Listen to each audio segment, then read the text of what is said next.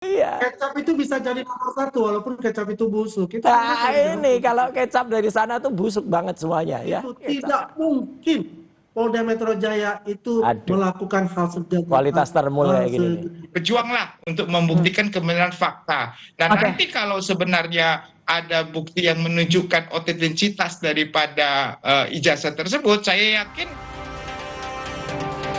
Kompas Petang kami lanjutkan, saya Sini Permadi. Saudara Roy Suryo CS yang tadi mendatangi Polda Metro Jaya untuk mengajukan saksi dan ahli meringankan. Tak hanya itu, pihak Roy Suryo juga minta dilakukan gelar perkara khusus kasus fitnah ijazah Jokowi. Bersama tim pengacara dan tersangka lainnya dalam kasus fitnah ijazah palsu Jokowi, Roy Suryo menjelaskan kedatangannya hari ini untuk mengajukan nama-nama saksi ahli yang meringankan. Ahli yang dimaksud yakni ahli undang-undang ITE, ahli linguistik forensik, dan ahli pidana. Hal itu diajukan Roy karena menurutnya proses penyidikan yang berjalan lebih banyak melibatkan saksi dan ahli dari penyidik. Selain ajukan sejumlah saksi ahli, kubu Roy Suryo juga kembali mengajukan gelar perkara khusus di Polda Metro Jaya setelah pada permohonan pertama di 21 Juli lalu tidak mendapat respons penyidik. Ahli linguistik, ahli bahasa, itu juga sudah punya sertifikat, baik nasional maupun di atas itu. Jadi benar-benar ahli hukum pidana. Anda sudah berulang kali menjadi ahli pidana di berbagai kasus, berbagai hal, bukan yang hanya langganan di depan BAP. Jadi saya kira itu ya, clear apa agenda kita hari ini.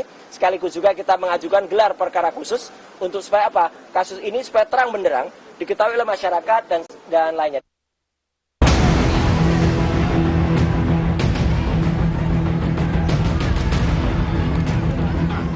Kemarin waktu saat kasus perdata Saudara Joko Widodo berulang kali dimediasi justru tidak pernah hadir. Hari ini di kasus pidana yang Saudara Joko Widodo sendiri melaporkan, maka Saudara Joko Widodo harus masuk ke pengadilan. Usulan mediasi antara Roy Suryo CS dengan mantan Presiden Jokowi untuk menemukan titik temu kasus fitnah ijazah palsu ditolak Koordinator Kuasa Hukum Roy CS. Menurut kuasa hukum Roy, upaya mediasi tak dikenal dalam kasus pidana.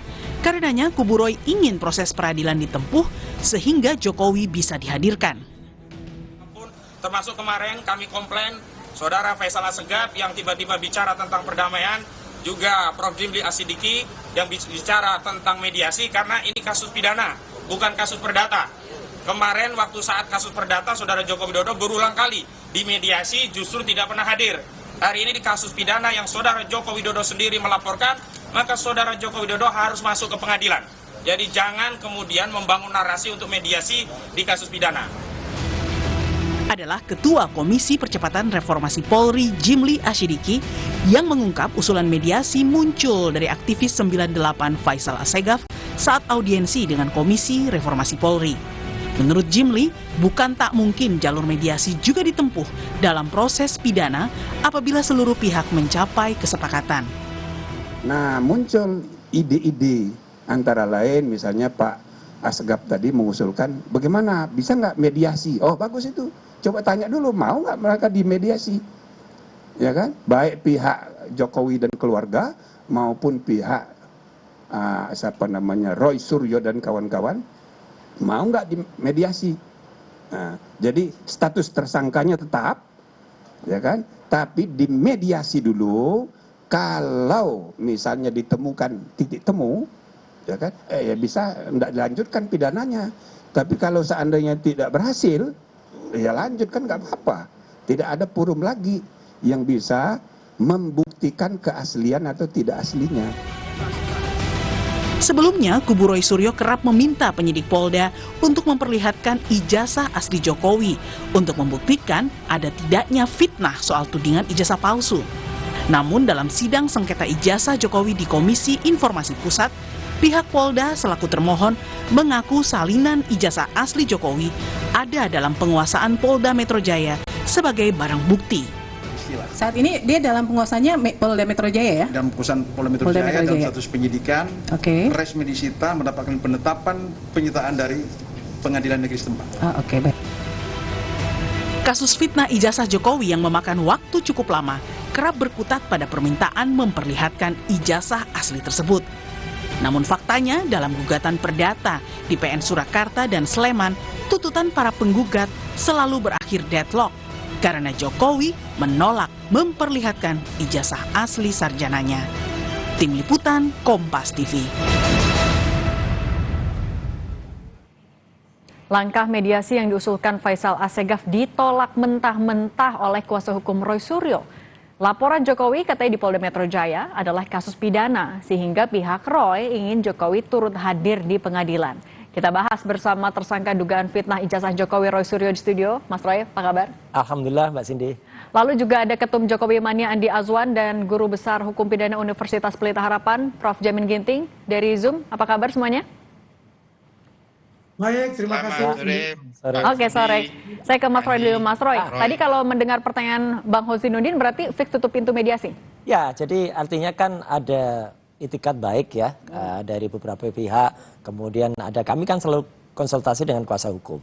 Jadi artinya ya kita ikuti saja apa yang kemudian nanti bisa dipersatukan idenya. Jadi kan kuasa hukum kan bertanggung jawab terhadap keselamatan, keamanan, dan juga mungkin berjalan kasus ini. Tapi kalau dari Anda sendiri pengennya mediasi atau enggak? Enggak apa-apa, saya sih manut aja ya selaku klien. Kita kan tunggu, kan niat baik itu kita hormati ya. Kemarin juga secara khusus habis pertemuan di Komisi Percepatan itu, Prof. Jimli juga mengundang kami untuk kemudian kita diskusi dan niatnya bagus. Jadi menurut saya niat dari apakah itu Prof. Jimli, Pak Faisal, niat juga Mas Husainuddin, semua baik. Jadi itu nanti akan kita lihat bersama terbaik apa. Tapi memang kami menginginkan Jokowi itu hadir di persidangan gitu. Atau Jokowi mempertanggungjawabkan ini gitu. Jadi bagaimana caranya? Apakah kalau mediasi itu Jokowi gak hadir, itu kan juga bisa juga dia hadir gitu kan. Tapi ya sudahlah, kalau saya sih ngikutin aja. Saya kan melihat mana yang terbaik untuk kasus ini semua. Oke, tapi kalau misalnya mediasi maunya kayak gimana? Ya, saya sih nggak ngerti ya maunya kayak gimana. Kan dari kami itu sebenarnya kasus ini sudah close. Close apa? Karena udah terbit bukunya. Buku Jokowi White Paper kan udah terbit. Hasilnya juga udah jelas, sudah kita paparkan 99,9%. Ya, ya sudah, clear aja dan biarkan itu kemudian masyarakat yang menilai, biarkan itu kemudian ya publik yang juga menilai. Kalau dari sini masih ngotot terus mempidanakan, ya udah kita hadapi. Tapi kalau dari sini niat mau mediasi, ya udah nanti kita lihat gimana. Nah, kalau dari Bang Andi berarti membuka pintu mediasi itu atau mendorong udah pidana aja? Jadi sebetulnya Cindy, dari awal pun ya Pak Jokowi itu terbuka, pintunya terbuka untuk bisa bermediasi itu. Artinya begini, posisinya Pak Jokowi ini kan yang difitnah oleh mereka. Kalau mereka datang minta maaf ya, karena penelitian kami agak salah ditemukan begini. Jadi selesai itu barang. Tapi kan ini kan masalahnya kan berkembang terus ya, bukan hanya masalah ijazah Pak Jokowi. Ini berkembangnya luar biasa gitu loh. Ya kalau kita melihat apa yang diadukan oleh Pak Jokowi kan langsung Pak Jokowi sendiri yang mengadukan untuk masalah tindakan fitnah tersebut terhadap ijazah beliau.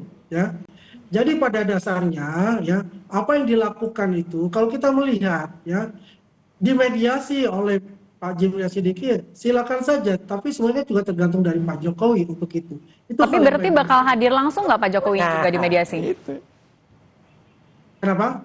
Pak Jokowinya bakal berkenan hadir juga nggak? Dari Anda akan mendorong Pak Jokowi hadir nggak kalau ada mediasi? Kan kita melihat begini sini ya, masalah itu kan tergantung dari Pak Jokowi kan, ya untuk itu. Kita tidak akan meminta ataupun mendorong-dorong itu, tidak. Pasti ada perhitungan-perhitungan dari beliau untuk itu. Beliau juga seorang negarawan untuk itu. Tapi kalau kita melihat, Bang ini ya, Husainuddin kan mengatakan sangat resisten itu kelihatannya begitu. Jadi agak berbeda nih apa yang dikatakan Mas Roy di sini gitu loh ya. Ini luar biasa. Enggak sama kita. Gitu loh, ya. Artinya sih ya kalau kita sih apapun yang terbaik itu baik juga dengan melalui mediasi. Ya monggo-monggo saja, tapi itu adalah hak dari Pak Jokowi menerima atau tidak. Kami tidak punya kapasitas untuk itu. Tapi dilanjutkan di sidang pengadilan itu juga lebih baik lagi menurut saya, Cindy. Oke, kalau gitu saya ke Prof. Jamin. Prof. Jamin, apakah sebenarnya mediasi ini bisa jadi jalan keluar ketika tahapannya sudah penyidikan, sudah ada tersangka? Ya, kalau kita melihat konteks Perkap Kapolri 6 2019, tentu mediasi itu menjadi jalur yang harus mempunyai syarat-syarat formil dan syarat material. Pertama, yang paling penting adalah syarat formilnya, bahwa kedua belah pihak sudah sepakat untuk menyelesaikan ini dengan cara perdamaian. Jadi kalau dikatakan perdamaian dalam pidana itu ada. Bahkan sekarang di Undang-Undang KUHP baru kita yang baru kemarin disahkan di pasal 83, itu sudah dinyatakan namanya restoratif justice ya. Jadi boleh dilakukan itu. Cuma pertanyaannya, inisiatif itu dari pihak. Dan ini saya bingung kenapa inisiatif itu dari tim reformasi. Nah, apakah tim reformasi ini sudah mendapatkan legitimasi dari pihak Jokowinya? Nah, tadi Pak Roy bilang, oh kami belum setuju. Nah, berarti kan inisiatif ini muncul secara natural, atau memang ada bisikan yang menyampaikan kepada tim reformasi tolong dibantu untuk menyelesaikan untuk mediasi. Nah, kalau sampai ada bisikan, berarti Pak Roy ini kelihatannya sudah kupingnya dan naik sebelah ini, udah merasa oke, kita yang benar begitu gitu ya Pak Roy. Tapi Prof Jamin ketika Pak Roynya sekarang agak lebih tenang ini. Saya juga karena ini kan kepentingan publik sebenarnya. Biasanya mediasi seperti itu terkait dengan ada nilai kerugian di antara para pihak, tindak pidana yang menyangkut tentang harta benda. Tetapi kalau tindak pidana yang menyangkut tentang kepentingan publik, yang mau mediasi Pak Roy-nya atau publiknya. Nah, kalau terkait dengan publik, maka sulit kiranya untuk bisa dilakukan mediasi begitu. Nah, tapi di mediasi ini berarti biar ya jadi jalan tengah harus ijazah yang ditunjukkan sekalian apa enggak sih, Prof? Nah, itu. Ya, tentu kalau mediasi itu kita nggak mempermasalahkan tindak pidananya, bukti-buktinya. Nah, jadi yang dipentingkan adalah kedua belah pihak menyelesaikan dengan secara damai dan tidak akan melakukan penuntutan lagi. Cuma permasalahan itu kepentingan Pak Roy Suryo dan teman-teman atau kepentingan publik yang lebih besar. Kalau itu kepentingan publik yang lebih besar, tentu kalau Pak Suryo sendiri yang mau melakukan mediasi, nanti Pak Suryo diserang balik ini sama publik loh. Kamu perjuangan selama ini berarti untuk mementingkan kepentingan kamu pribadi, bukan kepentingan membukti kebenaran material yang benar-benar yang diperjuangkan oleh masyarakat ingin ditunjukkan. Nah, kira-kira seperti itulah mungkin Pak Roy ini, sehingga agak berat ini muncul untuk jalur mediasi seperti ini, walaupun kita anggap ini pejuanglah untuk membuktikan kebenaran fakta. Dan nanti kalau sebenarnya ada bukti yang menunjukkan otentisitas daripada ijazah tersebut, saya yakin bisa dibuktikan itu lebih baik lagi begitu. Jadi masyarakat juga nggak tertutup, nggak case close tapi nggak jelas, case close tapi nggak jelas ini. Benar, Prof. Ada atau enggak? Nah, itu yang kita khawatirkan. Begitu. Nah, tadi kan juga sempat disinggung soal legitimasi dari usulan itu, kok munculnya dari reformasi Polri. Nah, Anda membuat ini percaya diri? Gini. Jadi artinya adalah kami meneliti itu kan atas juga dasar publik ya. Jadi dengan Undang-Undang Keterbukaan Informasi Nomor 14 Tahun 2008, kemarin juga pada sidang KIP, Komisi Pemberantasan Korupsi juga itu atas berkat dengan dorongan publik kan terungkap beberapa fakta. Maka saya juga menyerahkan, benar Prof. Jadi artinya saya bukan orang yang bisa memutuskan sendiri soal apa ini. Makanya kita dengarkan juga saran dari kuasa hukum, kita dengarkan juga saran yang sangat bagus dari Prof. Jimli, atau dari Prof. Mahfud, atau dari siapa saja, dari masyarakat, dan nanti akan kita lihat. Karena saya sih tetap pada statement bahwa apa yang kami teliti itu adalah sudah sah dan benar, ya 99,9%, bahkan sudah terbit bukunya. Jadi artinya sebenarnya sudah selesai, sudah terbit kok bukunya. Kalau mau ilmiah, jawab dengan ilmiah, buku, jawab dengan buku. Nah, ini juga berhubungan sama gelar perkara khusus yang diajukan. Ya, ini kan betul. Juga udah pernah sebelumnya.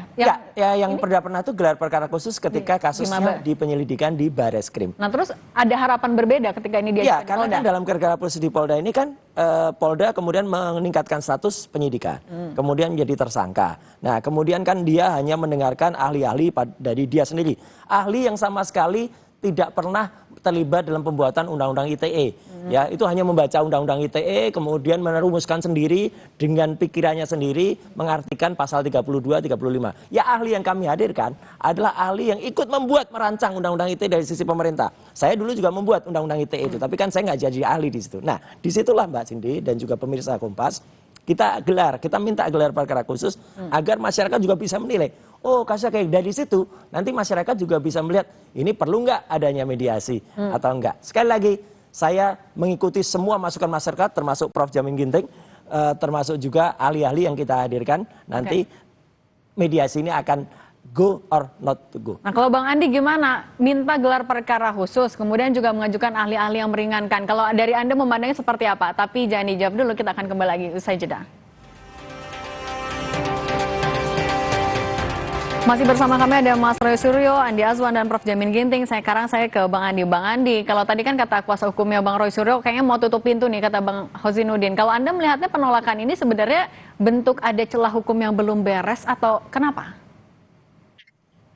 Ya, kalau saya lihat bahwasanya ini kayaknya di mereka ini ada terbelah itu. Oh, enggak. Ini, ya. Mengenai katakanlah untuk mediasi seperti itu. Tapi kalau saya melihat sih, kalau kita sih ya fine-fine saja ya. Untuk maju di pengadilan, it's okay gitu. Kalau untuk meminta adanya yang namanya mediasi, ya posisi kita ini kan posisi yang katakanlah yang posisi defend lah ya, seperti itu. Nah silakan saja, tapi yang menentukan itu adalah nanti Pak Jokowi sendiri, tidak yang lain-lain untuk itu. Tapi yang jelas kita mempersiapkan itu. Cuma saya agak meragukan ini dengan adanya meminta gelar perkara lagi gitu. Apakah ini buying time dari Bung Roy Suryo ini gitu loh. Bang Andi ini juga Bang Andi ini juga kan mereka mau dari kubunya Bang Roy Suryo ini mau menambahkan mengajukan ahli-ahli yang katanya meringankan. Nah kalau kayak gitu Anda melihat artinya harapan Anda agar Bung Roy Suryo ini ditahan makin jauh dong? Enggak juga. Enggak juga. Ini kan masalah penahanan itu kan subjektif penyidik, ya kan? Karena ini kan mereka ini bebas untuk ditahan dengan undang-undang RT itu kan ada saksi ahli yang meringankan, ya seperti garansi lah untuk itu, ya. Dan juga ada saksi-saksi ahlinya kan belum ada juga yang diperiksa, kan seperti itu. Kalau misalnya katakanlah itu diperlukan secara subjektif oleh penyidik, ya pasti akan ditahan untuk itu. Misalnya dari dulu misalnya cuma tahan. Kegaduhan lagi, ya kan? Bisa saja gitu loh. Terjadi kegaduhan-kegaduhan, ya itu pasti akan ditahan. Karena ada 3 komponen itu, ya kan? Tidak menghilangkan alat bukti, kemudian tidak mengulangi perbuatan, tidak melarikan diri, kan seperti itu. Yang jelas apa yang diajukan oleh Bung Roy dan kawan-kawannya itu mengenai mediasi itu, ya itu satu langkah bagus juga menurut saya, ya. Tapi kan tidak menghilangkan juga dari status tersangka itu. Nah nah itu Mas Roy, tapi Anda menambahkan ahli untuk meringankan Anda, ini Anda mau memperlambat atau menghindari penahanan? Itu adalah sebuah konsekuensi dari yang di sana ngajukan ahli-ahli yang nggak ahli itu. Kenapa ahli-ahli yang nggak ahli? Ya jelas betul, banyak sekali statement dari Prof. Mahfud, dari Prof. Jimli sendiri, dari misalnya Prof. Kamarudin Dayat, dari mantan Kabar Eskrim, Pak Susno Duaji, Pak Ugroseno, bahwa pasal 32 dan 35 itu kan sangat tidak tepat. Katanya barangnya analog, ya. Kemudian kok dipakai pasalnya yang pasal digital, pasal elektronik. Nah dari situ kan sudah jelas amburadul keterangan dari ahli mereka. Itulah makanya kami hadirkan ahli ITE yang mengahli betul di dalam pembuatan undang-undang ITE, ahli teknologi yang menguasai dari analog, itu profesor tuh, sampai dengan digital. Jadi dia bisa menguji barang yang analog dengan digital. Tapi berarti Anda merasa saksi atau ahli dari penyidik memberatkan atau merugikan Anda? Iya pasti ahli yang dipilih kan ahli langganan yang cuman bisanya berahli di depan BAP itu aja, dan orangnya juga itu aja kok gitu. Orangnya juga berkali-kali kita juga lihat kan banyak gagal itu juga gitu. Artinya kan ini Pak Andi Azwan ketawa ini kan dari dulu kan memang kelompoknya Andi Azwan ini kan hanya bisanya bilang ditahan itu rompi orange mana gitu loh. Oke, kita dengerin Bang Andi. Iya. Kecap itu bisa jadi nomor 1 walaupun kecap itu busuk. Ini kalau kecap dari sana tuh busuk banget semuanya ya. Kecap yang sudah basi lah gitu. Ahli-ahlinya kayak gitu. Nah kalau dari Bang Andi gimana? Mereka masih mengajukan ahli-ahli loh. Iyalah, ahli beneran. Bukan ahli-ahlian. Oke, dengerin dulu Bang Andi. Silakan. Kemarin ada ahli juga tuh di RB itu. Cerita itu sangat menarik karena oke lah, he is a good salesman untuk itu, ya. Tapi kalau kita lihat ahli yang disampaikan, ya sampai 20 ahli itu bukan main-main gitu. Artinya memang kuantitas tidak menentukan keahlian. Kapabilitas untuk bisa dipertanggungjawabkan. Satu saja kalau ahli beneran selesai kualitas. Ya kan? Karena masalah ahli beneran dikatakan oleh Bung Roy itu kan versinya Bung Roy, gue punya ahli beneran, silakan saja. Iya, Ya kan? ahli beneran ini. Kalau dari pihak kami ataupun dari Polda Metro Jaya mempunyai ahli yang punya kompetensi untuk itu, abal-abal. ya sama saja gitu. Tinggal bagaimana saja nanti, oke, the battle of law-nya itu bisa saling inilah mempertahankan argumentasinya. Begitu, Cindy. Oke, kalau di Prof Jamin gimana? Sebenarnya sejauh mana ahli yang akan dibawa oleh Bung Roy Suryo nanti akan bisa meyakinkan penyidik? Ya, begini, kita harus bedakan laporannya. Kalau di Barisskrim itu Pak Jokowi yang melaporkan, sehingga laporan itu dianggap tidak bisa ditindaklanjuti karena kurang cukup bukti. Nah, kalau kurang cukup bukti atau itu bukan suatu tindak pidana, maka dari pelapor berkewajiban mempertanyakan kenapa tidak cukup bukti. Nah, kalau belum dirasa cukup menyatakan ahli yang dari Kabariskim itu menyatakan sudah cukup, tadi pelapor merasakan tidak cukup, maka dia bisa menghadirkan. Ya, jadi di Barisskrim itu kan laporan dari Pak Suryo ya. Pak Suryo dari TPUA, Prof. Kalau yang di Polda gimana, Prof? Ya. Polda Metro Jaya. Dari TPUA. Kalau di Barisskrim itu TPUA. TPUA, Prof. Ya, TPUA ya. Nah, jadi kan kelihatan itu kan bahwasannya Suryo yang mau menghadirkan ahli ini di Barisskrim kan, bukan di Polda kan? Di Polda. Di Polda ini, Prof. Kalau di Polda, makanya dari awal harusnya sudah dihadirkan. Kenapa baru sekarang dihadirkan? Sudah harusnya kita usulkan, Prof, kan tapi belum direspon. Oh, belum direspon. Nah, itu kesalahan Polri itu kalau begitu. Nah, jadi kesamaan arusnya diterima. Jadi KUHAP itu memberikan hak kepada terlapor untuk menghadirkan saksi-saksi dan ahli yang menurutnya dapat ya meringankan, kalimat sebenarnya bukan meringankan, yang seharusnya dapat menguntungkan orang tersebut dan harus diterima, wajib diterima karena itu hak begitu. Nah, kalau belum pernah harus diperiksa begitu. Jadi apakah nanti keputusan akhirnya tetap sebagai tersangka itu lain pihak ya, tapi tetap harus diterima dan dipertimbangkan. Itu hak, nggak boleh itu dilanggar begitu. Tapi Prof oke. Tapi Bang Andi ini gimana? Kalau mendengarnya katanya ini sebenarnya ahli yang diajukan harusnya udah diperiksa dari jauh-jauh hari. Anda melihat ada hal yang aneh juga nggak di sini? Ini kalau saya percaya Polda Metro Jaya nggak mungkin mereka itu gegabah seperti itu. Pasti mereka mengikuti aturan dari kepolisian sendiri maupun dari KUHAP itu sendiri. Saya tidak percaya bahwa mereka itu tidak diundang untuk itu.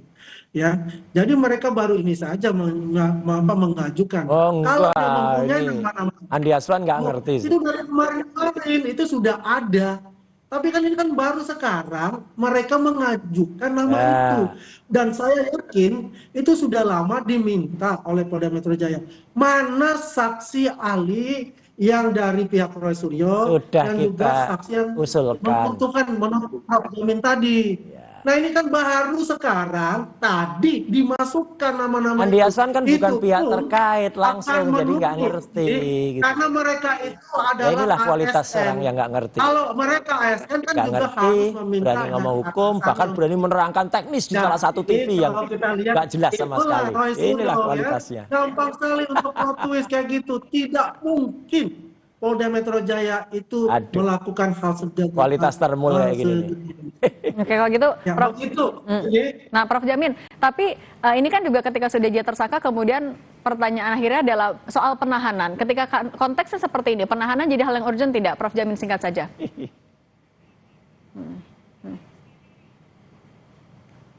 Putus. Oke, kalau gitu saya ke Mas Roy. Ya. Mas Roy, artinya tapi dengan langkah-langkah yang sudah ada ajukan sejauh ini, Anda masih pede gelar perkara khusus ke depan akan ada perbedaannya? Oh pasti, harus itu. Karena apa? Ya saya kan orang yang terlibat langsung dan saya mengerti langsung. Tapi kalau orang yang nggak terlibat langsung, kemudian di luar malah ngomong, oh itu sudah diajukan. Nah, dia nggak ngerti, kami mengajukannya sudah lama. Bahkan dia menerangkan surat teknis di salah satu TV. Orang nggak ngerti kok menerangkan teknis. Ya kita ketawain aja, penerangannya juga salah lagi. Oke, yaudah nanti kita lihat juga bergulirnya seperti apa. Kalau gitu Mas Roy Suryo, Bung Andi Azwan, dan Prof. Jamin Ginting, terima kasih sudah berbagi bersama kami di Kompas Petang. Sehat selalu. Terima kasih, Mas Suryo, Pak.